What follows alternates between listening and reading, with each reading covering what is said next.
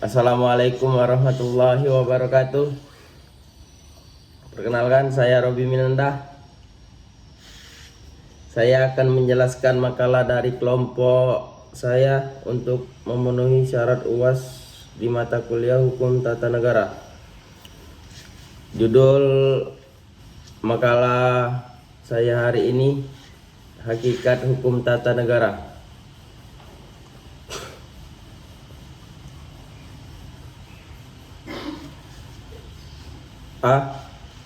Hukum tata negara. Istilah hukum tata negara. Hukum tata negara merupakan salah satu cabang hukum yang secara khusus mempelajari permasalahan hukum dalam konteks kenegaraan. Di Belanda, untuk istilah hukum tata negara, istilah atau hukum negara juga bisa digunakan. Starchet mempunyai dua pengertian, yaitu starchet ini in Rumerizin dalam arti luas, dan starchet in Energizin dalam arti sempit. Hukum tata negara dalam arti luas meliputi hukum ketatanegaraan. Istilah hukum tata negara dapat dianggap dengan hukum konstitusi, yang merupakan terjemah langsung dari kata constitutional law. Di kalangan ahli hukum ada juga yang mencoba membedakan kedua istilah tersebut dan berargumentasi bahwa istilah hukum tata negara mempunyai cakupan pengertian yang lebih luas dibanding dengan istilah hukum konstitusi.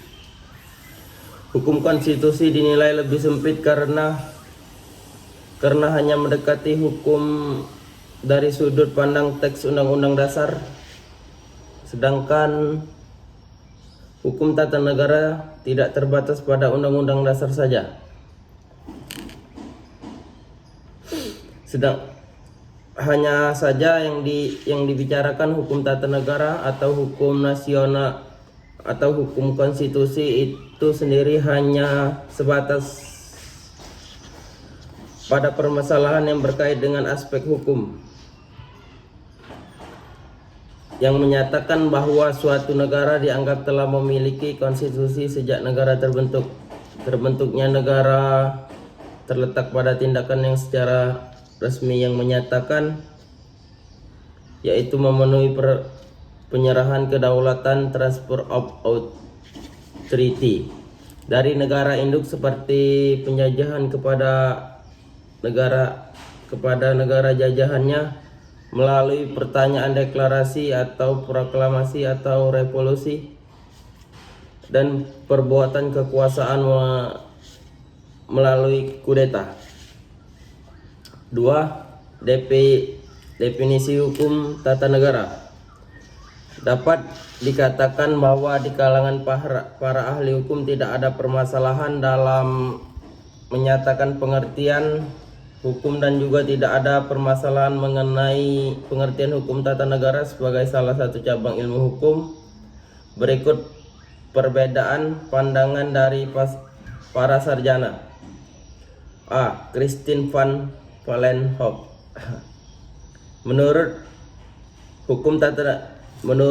Vollenhoven, hukum tata negara mengatur semua masyarakat hukum atas dan masyarakat hukum bahwa menurut tingkat-tingkatnya yang masing-masing menentukan wilayah atau lingkungan rakyatnya sendiri-sendiri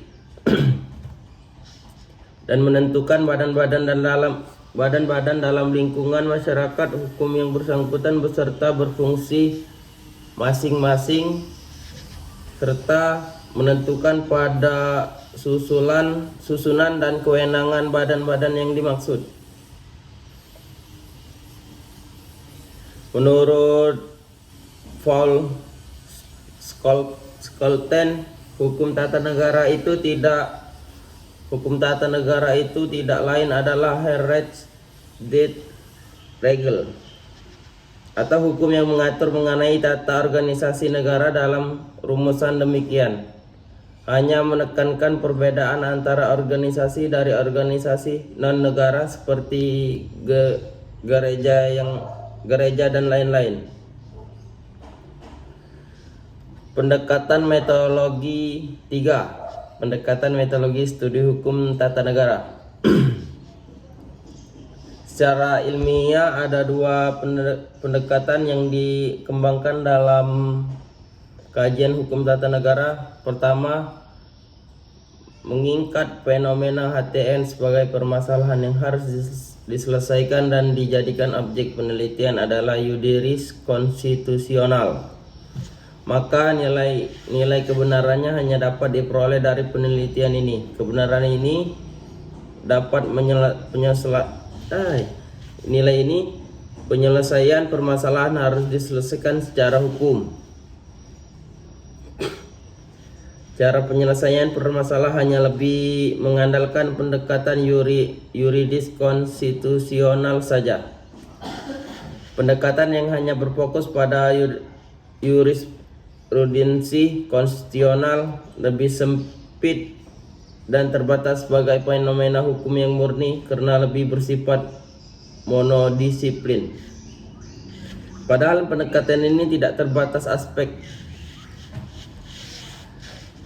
yuridis konstitusi yang lebih luas, tetapi juga bersifat multidisiplin. Melihat kedua model pendekatan tersebut, ternyata model pertama banyak diadopsi oleh para pakar ahli hukum teoritis akademis, sedangkan model kedua lebih banyak dikenal di kalangan praktis politik dan mereka yang mengedepankan pendidikan politik. Kecenderungan kajian hukum ketatanegaraan dalam praktiknya adalah menggunakan kedua pendekatan tersebut untuk saling melengkapi. Sehubung keduanya memiliki keunggulan,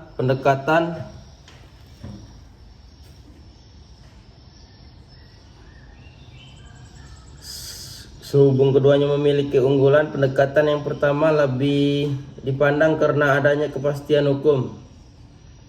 Tetapi kelemahannya adalah menetapkan kepastian hukum tidak dalam konteks hukum yang dinamis.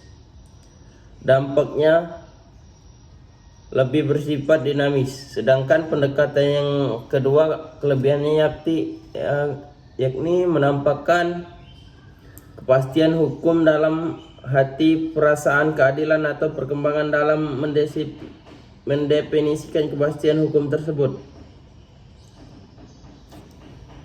B. Interaksi hukum tata negara dengan cabang ilmu pengetahuan lainnya. Interaksi hukum tata negara dengan ilmu negara.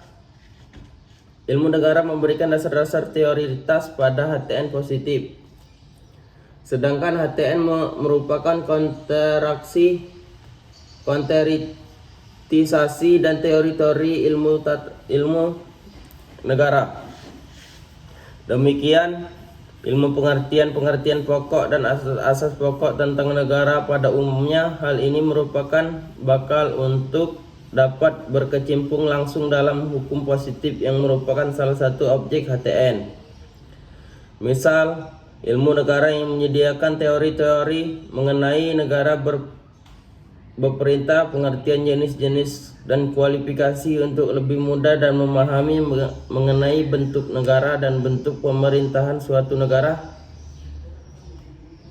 tertentu yang dipelajari oleh ATN. Sewaktu di suatu tempat. Oleh karena itu lazim disebut hukum negara positif sebagai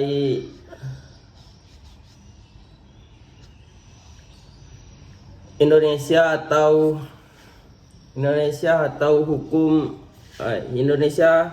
hukum tata negara Inggris, Amerika, Jepang, Belanda dan sebagainya, sehingga pada umumnya di kalangan ahli hukum tata negara timbul kecenderungan sangar nasionalis dan dogmatis karena sangat terpaku pada norma hukum dasar positif yang berpuncak kepada konstitusi. Hukum tata negara cenderung hanya dilihat dalam konteks yang positivistik dengan agak mengabaikan pentingnya penyelidikan ilmiah yang bersifat universal yang biasa dibahas dalam konteks hukum tata negara umum. Karena ilmu negara sangat penting bagi ilmu hukum tata negara dan hukum administrasi negara, maka dengan bantuan ilmu negara, hukum tata negara, dan hukum administrasi negara dapat memperoleh ciri ilmiah yang penting. C. Demikian perkembangan hukum tata negara. Teori hukum tata negara mulai menarik perhatian dan perkembangan pesat ketika Indonesia memasuki masa reformasi. Salah satu pusat utama dan masa reformasi adalah gelombang demokrasi telah membuka ruangan tuntutan perubahan baik dari segi standar penyelenggaraan negara, lembaga negara maupun hubungan antara negara dan warga negara. Demokrasi juga memberikan kebebasan dan otonomi kepada para sarjana untuk mempelajari beragam teori yang memberikan dasar bagi pilihan mengenai sistem dan struktur keterangan untuk memenuhi beragam kebutuhan tersebut. Kebutuhan untuk mengubah sistem perwakilan diikuti oleh perdebatan mengenai sistem pilihan umum, misalnya antara daerah pemilihan atau secara proporsional, antara daftar terbuka dan tertutup, dan tentang dasarnya struktur parlemen, misalnya pertanyaan tentang kamar parlemen dan keberdayaan DPD. Tentukan akan hubungan yang lebih berkendali antara pusat dan daerah, kemudian diikuti dengan kajian teoritis mengenai bentuk negara, model penyelenggaraan otonomi daerah. Kesimpulan dari makalah saya, hukum pada hakikatnya merupakan kesuatu ataupun himpunan dari berbagai cita-cita dan cara-cara manusia berusaha untuk mengatasi permasalahan potensi yang timbul dari pergaulan hidup sehari-hari yang menyangkut keramaian. Demikianlah makalah ini dapat disimpulkan bahwa hukum tata negara adalah hukum yang mengatur banyak negara, pemerintah menunjukkan masyarakat, hukum atasan dan masyarakat hukum bahwa menurut tingkatnya. Selanjutnya menegaskan wilayah lingkungan rakyat masing-masing merakyat hukum, menunjukkan aparatur kekuasaan negara yang berkuasa dalam masing-masing masyarakat hukum itu, susunan kekuasaan serta perimbangan dan perangkatnya. Demikian makalah saya.